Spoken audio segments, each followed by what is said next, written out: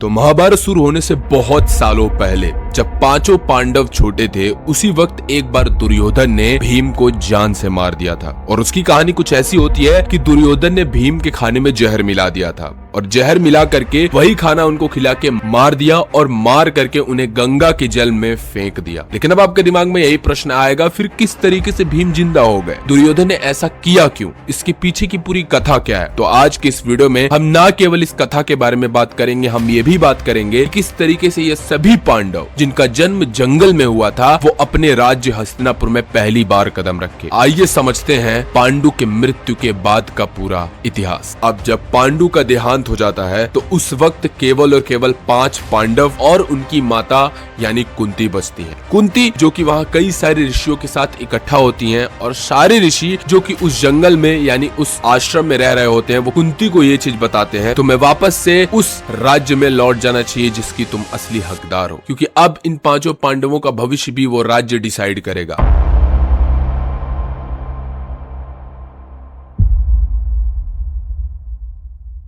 वो राज्य हस्तिनापुर बहुत ही ज्यादा जरूरी है इनके लिए, क्योंकि वहां पर धृतराष्ट्र अब दुष्ट हो चुके हैं। यह सच में ऐसा ऋषियों ने बोला था कि धृतराष्ट्र वहां पे दुष्ट हो चुके हैं। वो हमेशा अपने बेटे यानी दुर्योधन को ही राजा बनने का सपना देखते रहते हैं, इसलिए तुम्हें अपने बेटे को जल्द से जल्द उस राज्य में लेकर के जाना हो। अब यहाँ से इन 5 पांडवों के हस्तिनापुर जाने की शुरुआत होती है और 1 दिन नहीं, 2 दिन नहीं, ये रास्ता इतना लंबा होता है, हस्तिनापुर पहुंचते पहुंचते 10 से ज्यादा दिन लग जाते हैं। लेकिन सबसे बड़ी बात यह है, हस्तिनापुर पहुंचने से पहले उस नगर का एक द्वार होता है जिसका नाम होता है वर्धमान द्वार। उस द्वार पे पहुंचने के बाद सभी के सभी ऋषि उस द्वारपाल से बोलते हैं, हमारे आने की खबर धृतराष्ट्र को दे दो। एंड फिर फाइनली इन 5 पांडव और कुंती को सभी के सभी लोग लेकर के हस्तिनापुर के राज्य में एंटर होते हैं। और उस समय का वक्त इतना ज्यादा दुखद हो चुका होता है कि लगभग 1 महीने तक पूरे के पूरे हस्तिनापुर में शोक ही बिखरा होता है। कोई हंसता भी नहीं, बस सभी के सभी एकदम दुख में होते हैं। लेकिन सबसे बड़ी बात यह है कि शुरुआत के 13 से 14 दिनों तक सारे के सारे पांडव जो थे वो केवल जमीन पे सो रहे थे, क्योंकि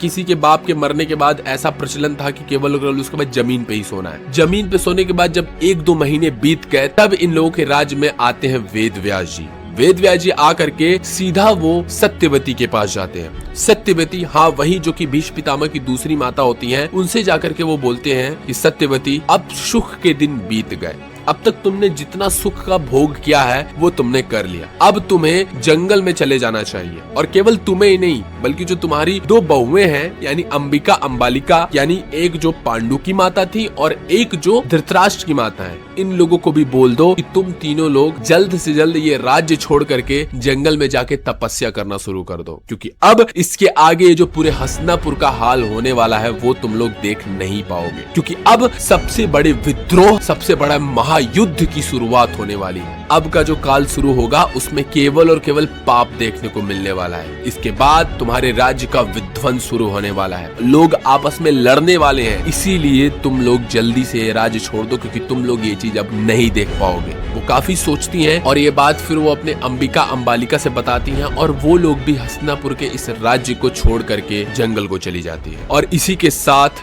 महीने सालों में बीतने लगते हैं और वो साल कई सालों में बदल जाते हैं। धीरे धीरे करके सभी पांडव और कौरव बड़े होने लग जाते हैं। लेकिन वो सभी पांडव कौरव जैसे बड़े हो रहे थे, वो लोग आपस में काफी घुल मिल भी गए थे। जैसे इन सब में सबसे महापराक्रमी जो पांडव थे वो थे भीम। भीम इतने ज्यादा शक्तिशाली थे कि वो लिटरली कौरवों को धूल चटा देते थे। उनकी हरकतें अगर मैं आपको बताऊं तो आप भी बिल्कुल हंसने लग जाओगे, क्योंकि भीम ऐसे थे कि वो अपने बचपने में आकर के कौरवों का सर पकड़ करके पांडवों से लड़ाते थे। जब कौरवों के साथ वो खेलते थे तो खेल खेल में सभी कौरवों को अपने हाथों से पकड़ के घसीटने लग जाते थे और उनको ऐसा घसीटते थे कि उनकी लिटरली छाती, उनके कंधे, पैर, सर छिल जाते थे। वो कौरवों को इतना परेशान करते थे कि कौरव रोने लग जाते थे। 100 के 100 कौरवों की बात कर रहा हूँ, केवल और केवल दुर्योधन को छोड़ करके बाकी कौरव जो छोटे थे, अगर कौरव पेड़ पे चढ़ते थे फल तोड़ने के लिए तो पेड़ को हिला देते थे, जिससे सारे कौरव जमीन पे गिर जाते थे। अगर कौरव कोई खेल खेल रहे होते थे, उन कौरवों को पकड़ करके ये बिल्कुल परेशान कर डालते थे। अगर कौरव नदी में जाकर के नहाते थे तो ये भी जब उस नदी में जाते थे तो उन्हें तब तक पानी में डुबा करके रखते थे जब तक वो कौरव अधमरे नहीं हो जाते थे। मतलब यहाँ पर जो भीमसेन थे वो ज्यादा ताकतवर होने की वजह से सभी कौरवों को बिल्कुल परेशान कर डालते थे, मतलब एकदम टॉर्चर कर डालते थे। लेकिन ये सुन करके आप लोगों को लग रहा होगा कि भीमसेन गलत करते थे, लेकिन बचपने में उनको इतना अंदाजा नहीं था कि ये सब करना गलत है, क्योंकि बचपन में वो जो भी कौरवों के साथ करते थे वो द्वेष की वजह से नहीं करते थे, वो खेल खेल में ऐसा कर देते थे। लेकिन वहीं इन कौरवों में जो दुर्योधन था उसके मन में बहुत पहले से इन पांचों पांडवों के लिए द्वेष था। इवन जब वो ये चीज अपने कौरव भाइयों के साथ होते हुए देखता था तो उन कौरव भाइयों से भी ये बोलता था कि हमें भीम को जान से मार देना चाहिए, क्योंकि ये भीम बहुत ही ज्यादा पावरफुल है, इसको अगर हम धोखा देके मार देंगे तो ये कभी हमें परेशान नहीं कर पाएगा। और पता है, मैं जब इसे जान से मार दूंगा कि चारों भाई पांडवों के ऊपर कब्जा करना आसान हो जाएगा और मैं इन चारों पांडवों के ऊपर कब्जा करके इस पूरी दुनिया पे राज करूंगा। ये दुर्योधन बोलता था जब वो मात्र 15 से 20 साल का था, तभी से उसकी सोच ऐसी थी। तो तुम समझ सकते हो कि दुर्योधन पहले से ही ऐसा था, वो कभी ऐसा हुआ नहीं, वो बचपन से ही पांडवों के बारे में बहुत गहरा द्वेष रखता था। और यहीं से कहानी की सबसे भयानक शुरुआत होती। फिर वो दिन नजदीक आ जाता है जो शायद भीम का आखिरी दिन होने वाला था। क्योंकि दुर्योधन एक प्लान बनाता है, वो सभी के सभी पांडवों से बोलता है कल हम लोग नदी के पास विहार करने चलेंगे, मतलब घूमने चलेंगे, क्योंकि ये सभी पांडव कौरव बिल्कुल छोटे छोटे थे। तो जैसे आजकल की हमारी जो जिंदगी है कि हम लोग जब छोटे छोटे होते हैं, लाइक 15 साल 20 साल, तो हम लोग को स्कूल में भेज दिया जाता है, हम लोग स्कूल लाइफ में बिजी होते हैं। लेकिन पहले के जमाने में ऐसा था कि बच्चे जो थे वो 15 से 20 साल तक केवल खेलते थे, उन्हें खुला छोड़ दिया जाता था। और खासकर जो बड़े घर के लड़के होते थे, यानी राज्य जो उनका होता था, उनके पास तो खुली छूट होती थी, वो कहीं भी घूमते थे, कहीं भी खेलते थे, दुनिया को एक्सप्लोर करते थे। तो उसी तरीके से ये पांडव और कौरवों को भी एकदम खुला छोड़ दिया गया था। उसमें जो दुर्योधन था वो सभी पांडवों के साथ और कौरवों के साथ मिलकर के प्लान बनाता है कि कल हम लोग बिहार करने चलेंगे। हम लोग रथ पे बैठ करके यहाँ से 2 से 3 किलोमीटर दूर मैंने एक महल बनवाया है जो कि नदी के किनारे है। हम लोग उस महल में रहेंगे, वहाँ पे पेड़ों का आम खाएंगे, नदी में नहाएंगे, नहाने के बाद पूरा दिन और पूरी रात जो है हम उस महल में बिताएंगे। लेकिन यहाँ पर दुर्योधन का एक बहुत बड़ा षड्यंत्र था जो कि पांचों पांडव समझ नहीं पाए।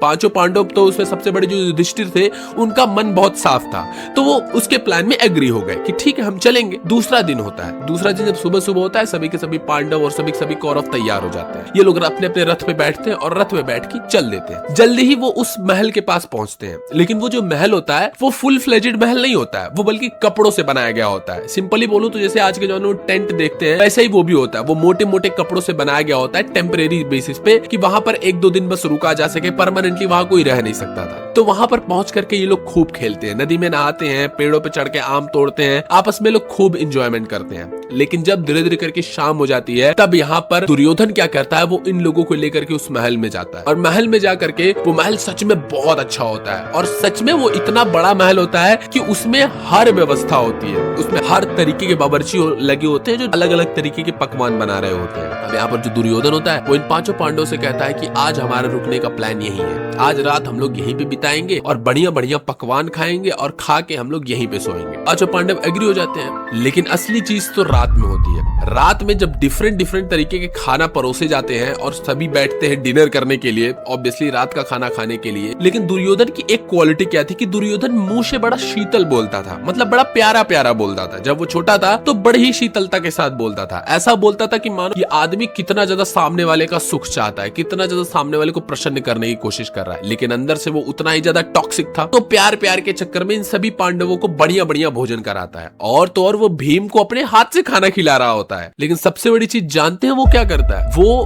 भीम के खाने में जहर मिला देता है और वो जहर कालकूट नाम का जहर होता है। एक ऐसा जहर जिसको अगर कोई भी इंसान खाएगा तो 2 घंटे के अंदर उसकी मृत्यु हो जाएगी। वो इतना ज्यादा कड़वा जहर होता है, भीम के खाने में मिला देता है और भीम के खाने में मिलाने के बाद वो भीम को वही खाना खिला देता है। सब लोग खाना खा लेते हैं, बस वो भीम के खाने में जहर मिलाता है और सब लोग सो जाते हैं। पूरे दिन भर भीम इतना ज्यादा खेले होते हैं कि उनका पूरा शरीर ना थक चुका होता है और अचानक से जब उन्हें नींद आती है तो वो बिल्कुल गहरी नींद में चले जाते हैं। वो मरे नहीं होते हैं, वो बिल्कुल गहरे नींद में चले जाते हैं। वो जहर बस असर करने वाला ही होता है। लेकिन उसी वक्त दुर्योधन क्या करता है, जब दुर्योधन को पता चलता है कि भीम सो गए तो रात को दुर्योधन आता है, भीम को पकड़ता है और भीम को उनके बिस्तर से उतार करके उनके पूरे के पूरे शरीर में रस्सी से बांधता है और उन्हें ले करके गंगा नदी के तट पर आता है और उन्हें नदी में फेंक देता है। और नदी में फेंकने के बाद वो वहीं से चला जाता है। अब दुर्योधन को यहाँ लगता है कि उसने भीम को जान से मार दिया। वो अंदर ही अंदर बहुत खुश हो जाता है और जा करके अपने महल में फिर से सो जाता है। अब जब भीम पानी में गिरते हैं तो गंगा नदी के एकदम तट पे चले जाते हैं, एकदम नीचे चले जाते हैं। लेकिन भीम का शरीर इतना ज्यादा भारी होता है कि जैसे ही वो तट पे जाते हैं नीचे कई सारे सांप होते हैं, मतलब सांप के बच्चे होते हैं जिन्हें सर्प कुमार कहा जाता है। वो सभी सांप कुमारों के ऊपर भीम जाके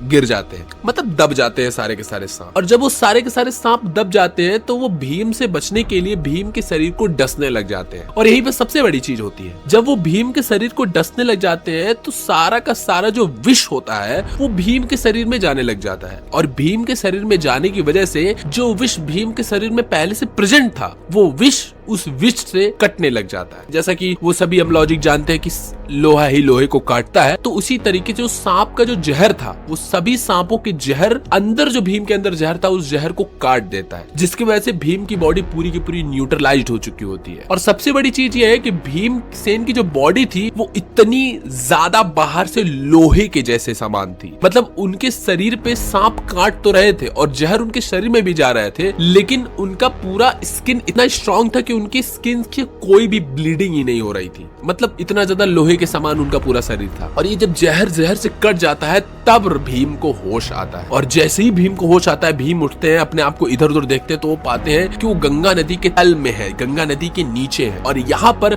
वो जब सभी सांपों को देखते हैं कि सभी सांप उन्हें डस रहे हैं, तो इन सोई नदी के अंदर इन सभी सांपों को वो मारने लग जाते हैं। लिटरली वो उन सांपों को उठा उठा के पटक रहे होते हैं। और वो सभी सांप के बच्चे ही होते हैं, लेकिन बहुत बड़े बड़े होते हैं। सारे के सारे सांपों को वो जान से मार रहे होते हैं। तो उनमें से कुछ सांप जो होते हैं वो अपनी जान बचा करके भागते हुए सीधा वासुकी नाग के पास जाते हैं। नागों के देवता अगर आप बोल सकते हो तो वो वासुकी नाग से जब वो सारे के सारे सांप शिकायत करते हैं कि कोई एक आदमी आया है बहुत बड़ा, कोई राजकुमार है जो कि हमारे जल में आ चुका है और वो पहले मरा हुआ आया था, उसके शरीर में काफी ज्यादा विष था और जब हम लोग उसे काटे तो वो सारा का सारा विष न्यूट्रलाइज हो गया और अब वो जाग चुका है और वो सभी सर्पों को मार रहा है। तो आप आ करके उसे पहचानिए और देखिए कि ये राजकुमार है कौन, ये इतना ज्यादा शक्तिशाली राजकुमार क्या कोई देवता है, क्या कोई भगवान का रूप है, या क्या कोई अवतार है, आप एक बार आकर के देखिए। तो वासुकी जी कहते हैं कि चलो ठीक है मैं देखता हूँ कौन है। अब वासुकी नाग उन सभी सर्पों के साथ आते हैं, तो वासुकी नाग के साथ एक और नागराज होते हैं जिनका नाम होता है आर्यक,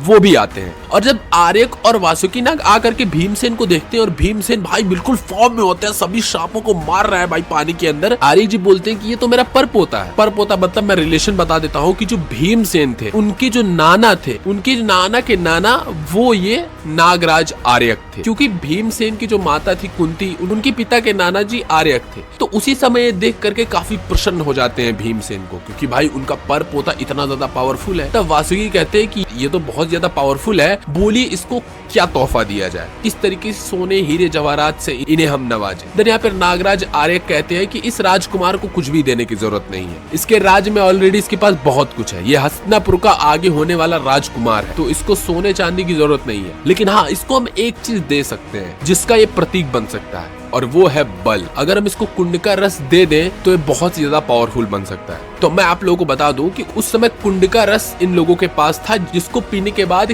किसी भी इंडिविजुअल के अंदर 1000 हाथियों का बल आ सकता था। मतलब उस रस को पीने के बाद कोई भी इंसान बहुत पावरफुल हो सकता था। उसके बाद ये लोग भीमसेन के पास जाते हैं और भीमसेन को ये लोग नागलोक में लेकर के जाते हैं। नागलोक में ले जाने के बाद ये लोग भीमसेन को कुंड का रस पिलाते हैं और इन लोगों को लगता है कि भीमसेन थोड़ा सा कुंड का रस पी करके सेटिस्फाइड हो जाएंगे। भीमसेन एक सांस में 1 कुंड का रस पी जाते थे। अब 1 कुंड क्या होता है, ये लोग आप जाकर के सर्च कर लेना, बहुत बड़ा नंबर होता है। और भीमसेन ने टोटल 8 कुंडों का रस वो पूरा का पूरा पी गए, और इतना ज्यादा रस पीने के बाद उनकी बॉडी पूरी की पूरी थक गई और फिर वो वहीं पे सो गए। और यहाँ दूसरी तरफ जब सुबह हो गई, यहाँ पे सारे के सारे पांडव भीम को ढूंढने लगे। उनको लगा कि भीम हमारे बड़े भाई कहाँ चले गए, तो उन्होंने पूरा का पूरा जंगल भीम को ढूंढा। और यहाँ पर दुर्योधन ने बोला कि तुम लोग झूठ में ही ढूंढ रहे हो, भीम ऑलरेडी हस्तिनापुर चले गए होंगे, हम लोग को हस्तिनापुर चलना चाहिए, हमें ढूंढना बंद कर देना चाहिए। लेकिन यहाँ पर जो युधिष्ठिर होते हैं वो कहते हैं नहीं, मेरा भाई भीम हम लोग को ऐसे छोड़ करके नहीं जा सकता। लेकिन जब वो पूरा का पूरा जंगल का, पूरे राज्य का एक एक कोना छान मार लेते हैं, देन उन लोगों को लगता है कि हाँ सच में भीम शायद राज्य में चले गए होंगे। देन ये सभी लोग अपने रथ पर बैठ करके वापस हस्तिनापुर आ जाते हैं। और यहाँ पर युधिष्ठिर अपने तीनों भाइयों को लेकर के सीधा कुंती के पास जाते हैं और कुंती से जाकर के बोलते हैं कि माँ भीम यहाँ पर आया था। देन कुंती जी बोलती है नहीं, भीम तो यहाँ पे नहीं आया। देन यहाँ पर युधिष्ठिर बोलते हैं कि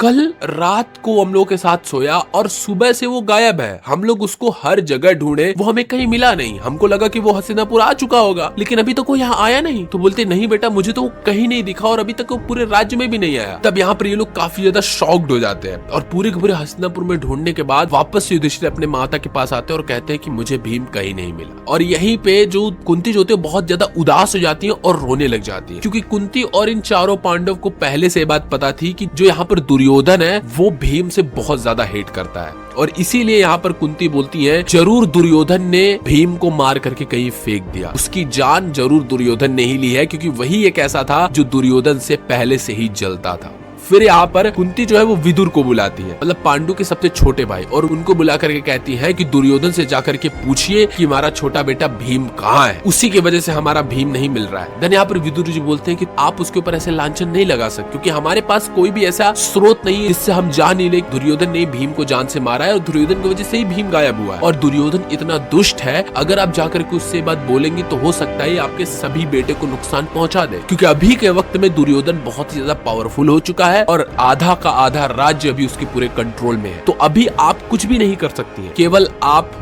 वेट कर सकती है। और तो और यहाँ पर विदुर जी ये भी बोलते हैं कि इन पांचों पांडवों को कभी कुछ भी नहीं हो सकता, क्योंकि बचपन से ही इन्हें वरदान मिल चुका है कि इन पांचों पांडवों की उम्र बहुत लंबी है, तो आप बिल्कुल चिंता मत करिए, भीम जहाँ भी होगा वो समय के साथ वापस आ जाएगा। ये बात बोल करके विदुर जी वहाँ पर चले जाते। लेकिन इस स्टेटमेंट से पता चलता है कि दुर्योधन का दबदबा पहले से पूरे हस्तिनापुर में कितना ज्यादा था। लोग लिटरली दुर्योधन से डरते थे और हस्तिनापुर में केवल छोटे लोग नहीं बल्कि विदुर जैसे लोग जो कि दुर्योधन से कितने ज्यादा बड़े थे, वो भी इस दुर्योधन के इस आतंक से इतना ज्यादा परेशान हो चुके थे, क्योंकि दुर्योधन बचपन से ही ऐसा था। वो बचपन से ही लोगों को परेशान करता था, वो बचपन से ही बिल्कुल टॉक्सिक नेचर का था। और तो और क्योंकि उसके जो पिता थे यानी धृतराष्ट्र, वो पूरे हस्तिनापुर के राजा थे, तो मैनेजिंग इंचार्ज इन कंट्रोल कहीं ना कहीं दुर्योधन ही था। तो कहीं ना कहीं दुर्योधन के पास थोड़ी ज्यादा पावर थी। और यहाँ पर उस समय जो चार पांडव थे और कुंती, वो चुपचाप शांत हो जाती है और अपने दुख को कंट्रोल करने लग जाती है। वो लोग बस इंतजार करने लग जाते। और यहाँ दूसरे तरफ हमारे भीमसेन जी